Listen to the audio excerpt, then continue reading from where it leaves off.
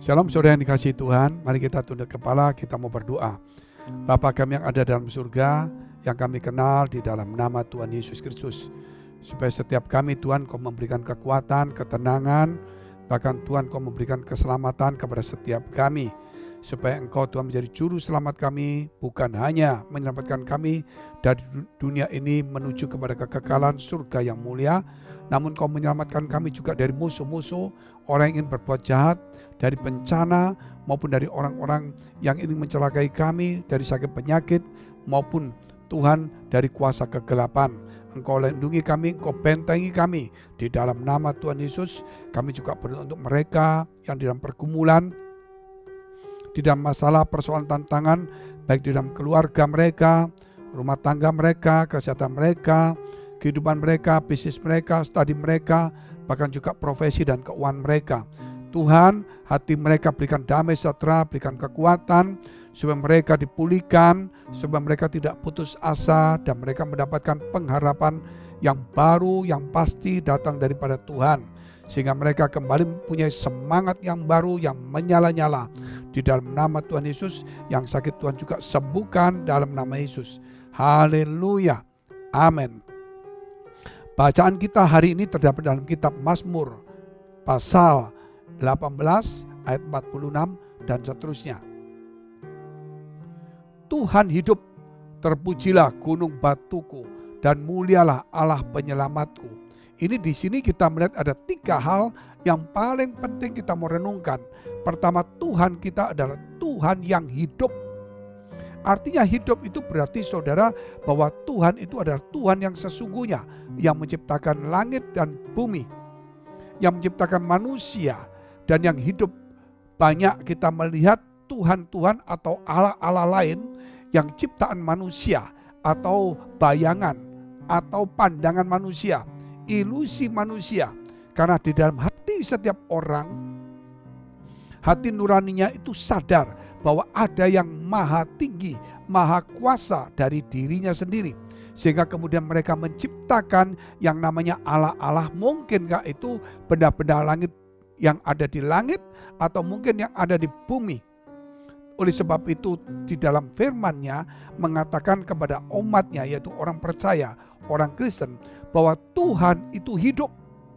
Terbukti saudara ketika Dia jadi manusia dan Dia mati untuk menebus dosa kita, dan kemudian Dia hidup, itu menunjukkan bahwa Tuhan kita Tuhan yang real, yang nyata, yang mati maupun dan kemudian hidup dan naik ke surga, di mana ada malaikat-malaikat disertai tanda-tanda kuasa yang heran, nubuatan-nubuatan. Saudara, itu menunjukkan Tuhan yang hidup.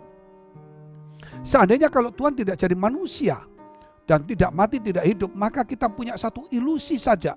Mungkin kita percaya, namun kita tidak bisa menangkap apa itu artinya hidup sesungguhnya. Tetapi saudara, ketika Tuhan jadi manusia dan mati dan kemudian bangkit dan naik ke surga, kita yakin Allah kita hidup. Cuman memang ada orang yang tidak mempercayai Allah yang jelas jadi manusia. Mengapa Allah ingin menjadi manusia? Karena Allah ingin menebus dosa kita. Kedua, untuk menunjukkan bahwa Allah itu dekat dengan manusia. Ketiga, bahwa Allah itu adalah Allah yang hidup. Ada 3, karena Dia dekat kepada manusia, Dia ingin menyelamatkan manusia, dan Dia menunjukkan bahwa Allah adalah Allah yang hidup. Hal yang kedua kita melihatnya itu adalah disebutkan Allah kita itu seperti gunung batu. Bukan kita memuja gunung batu, tetapi gunung batu artinya banyak gunung-gunung di dunia ini. Namun saudara, gunung-gunung itu pada longsor, gunung bisa gempa bumi dan sebagainya. Namun gunung batu itu menunjukkan kekokohan. Mungkin ada orang berkata, itu kan cuma omongan pendeta, mungkin begitu saudara. Tetapi saudara pernah melihat enggak bagaimana Musa berjumpa dengan Tuhan di Gunung Sinai?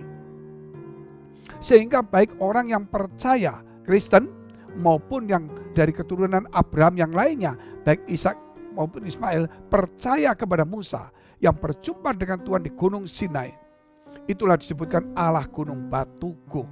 Sehingga jangan sampai ada orang berkata, Allahnya orang Kristen ini, yaitu gunung menyembah berhala.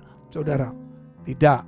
Juga kalau kita melihat bagaimana kemudian kita melihat, yaitu Tuhan Yesus, Dia naik saudara di gunung yang tinggi. Di situ ada Musa dan Elia di samping kiri dan kanannya.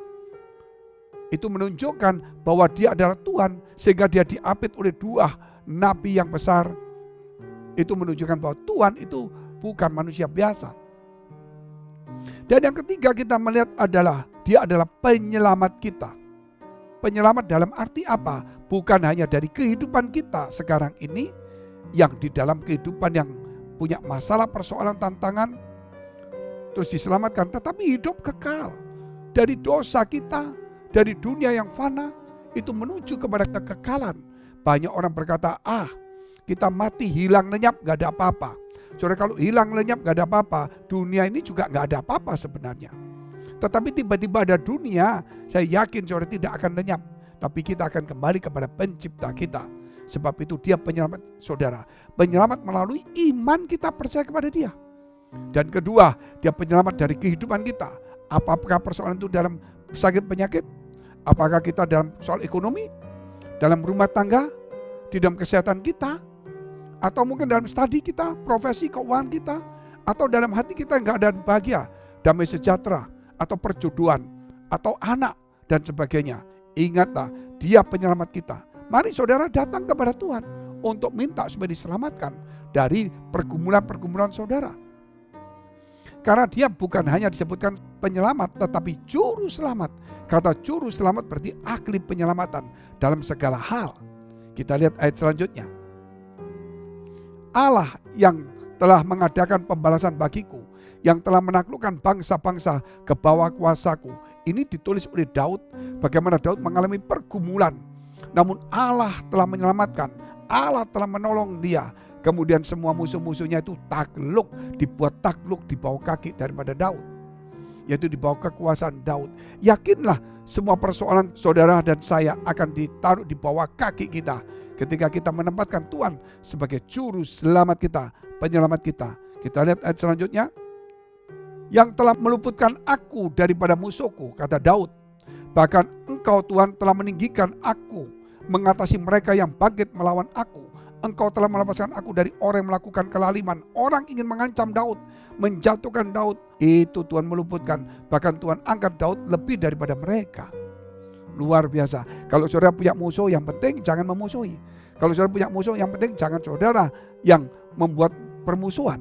Tetapi kalau musuh itu datang, saudara yakinlah, lu kok ada musuh? Satu, jangan pernah memusuhi. Dua, jangan menjadikan orang lain sebagai musuh. Kalau musuh datang memusuhi kita, dua ini kita nggak kerjakan, yakinlah bahwa kita akan ditaruh di atas dia. Sehingga saudara mengucap syukur, loh kok tiba-tiba ada orang memusuhi saya ya? Padahal saya tidak memusuhi dia, tidak membuat musuh. Ya sudah, aku bersyukur. Berarti saudara, kita akan ditaruh di atas musuh kita. Posisi kita akan diangkat Tuhan. Lihat positifnya, jangan lihat musuhnya. Lihat Tuhan akan mengangkat kita. Yang terakhir ayatnya, kita lihat.